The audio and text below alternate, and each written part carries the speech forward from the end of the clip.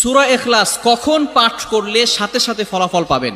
ভালো করে বুঝেন, সূরা ইখলাস হচ্ছে পবিত্র কোরআনুল কারীমের ভিতরে ছোট সূরাদের ভিতরে অন্যতম একটি সূরা। তবে ফজিলতের দিক থেকে সূরা ইখলাস হচ্ছে গুরুত্বপূর্ণ ফজিলত, এবং এই সূরাটা এমন একটা সময় আল্লাহ পাক রব্বুল আলামিন নাজিল করে দিয়েছেন যখন আল্লাহ রাসূল সাল্লাল্লাহু আলাইহি ওয়াসাল্লাম দ্বীনের প্রচার করতে লাগলেন।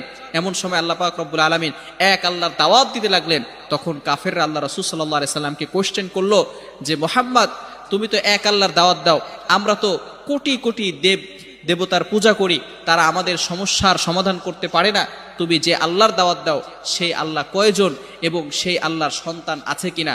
সাথে সাথে আল্লাহ পাক রব্বুল আলামিন এই কাফেরদের প্রশ্নের উত্তরে আল্লাহ রাসূল সাল্লাল্লাহু আলাইহি সাল্লামের কাছে এই সূরাটি নাজিল করলেন, কুল হুয়াল্লাহু আহাদ আল্লাহুস সামাদ লাম ইয়ালিদ ওয়া লাম ইউলাদ ওয়া লাম ইয়াকুল লাহু কুফুয়ান আহাদ। আল্লাহ পাক রব্বুল আলামিন এক, অদ্বিতীয়, এবং আল্লাহ